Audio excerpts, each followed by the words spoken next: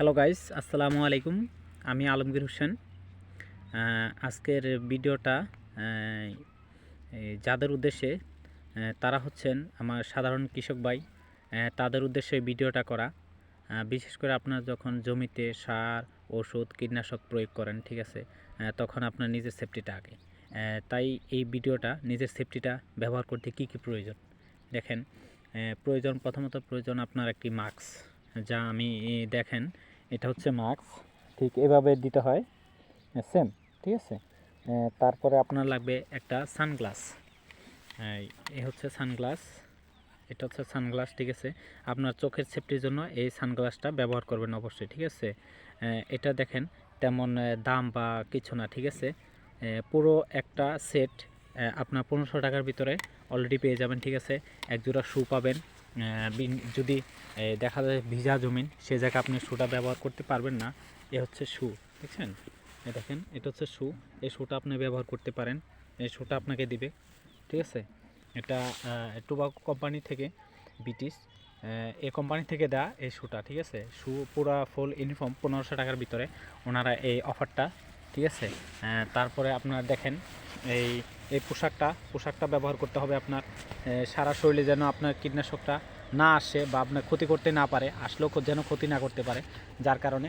তারপরে এটা হচ্ছে আপনার মাথার ক্যাপ, রৌদ্রের জন্য মাথার ক্যাপ, এবং কি ক্যাপটা ব্যবহার করার পরে এই ঘাড়ে এই জায়গাটা ফাঁকা থাকে, দেখছেন আপনি, দেখেন এই যে জায়গাটা ফাঁকা, এই ফাঁকা থাকার কারণে আপনার কীটনাশক ক্ষতি করতে পারে, যার কারণে এই যে এই বাড়তি অংশটুকু ওরা সেট করে দিছে, ঠিক আছে। সেম এই পজিশনে আপনি ব্যবহার করবেন, ঠিক আছে।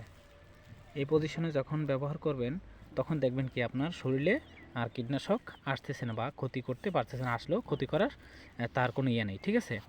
সেটা আপনি পরে যখন ওষুধটা প্রয়োগ হয়ে যাবে তখন আপনি ইয়ে করতে পারবেন। এটা ধুলাই করবেন ভালো করে, ধুলাই করলে আপনার কীটনাশকটা চলে যাবে, ঠিক আছে। তার মানে কি আপনি সেফট, ঠিক আছে।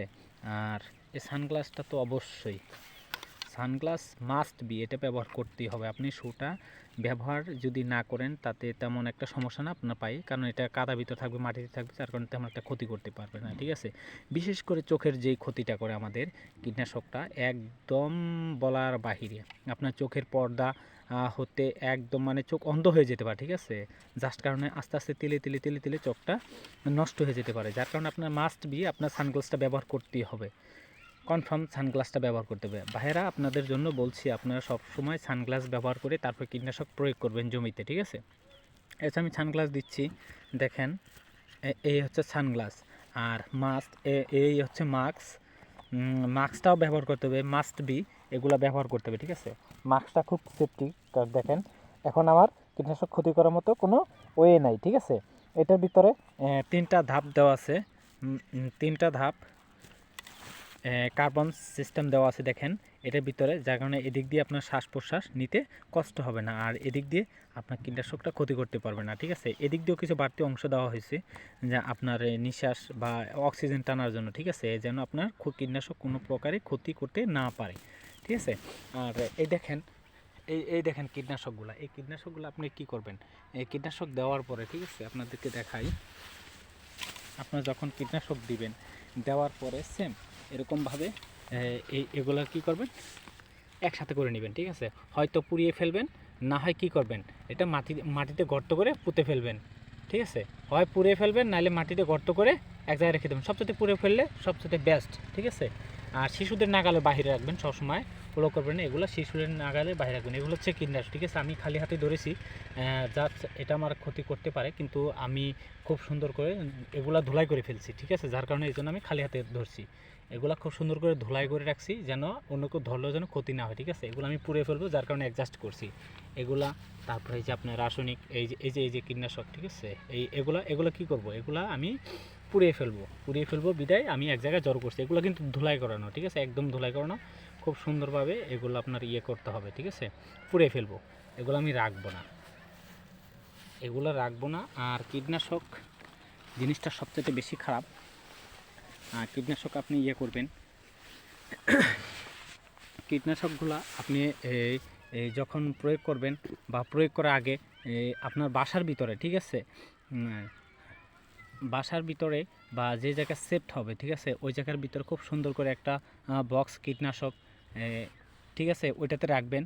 তালা, ছোট একটা তালা নেবেন, তালা নিয়ে ওটাতে লক করে রাখবেন যেন শিশুদের নাগালে বাহিরে থাকে, ঠিক আছে।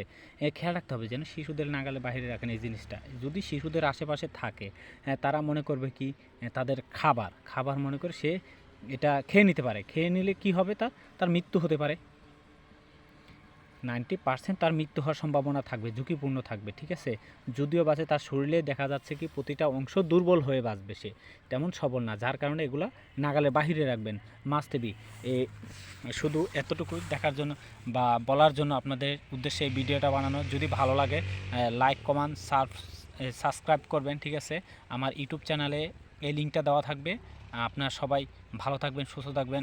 আল্লাহ হাফেজ। আসসালামু আলাইকুম রহমতুল্লাহ।